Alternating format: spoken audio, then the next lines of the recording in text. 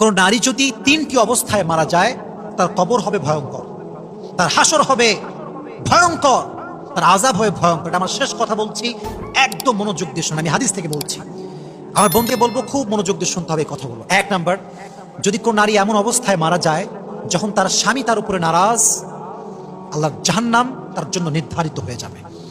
দুই নাম্বার, এটা খুবই সেন্সিটিভ, যদি কোনো মেয়ে এই অবস্থায় মারা যায় যে তার টিকটক অ্যাকাউন্টে তার উলঙ্গ ভিডিও আছে, তার ফেসবুক আইডিতে তার বেপর্দা ছবি আছে, বাজে ছবি আছে, তার ইনস্টাগ্রামে আছে, তার ফেসবুকে আছে, তার টুইটারে আছে, তার টিকটকে আছে, তার ইউটিউবে আছে, তার এই উলঙ্গ ছবি যতবার মানুষ দেখবে ততবার তার কবরে কবিরা গুনাহ আছে না নাই?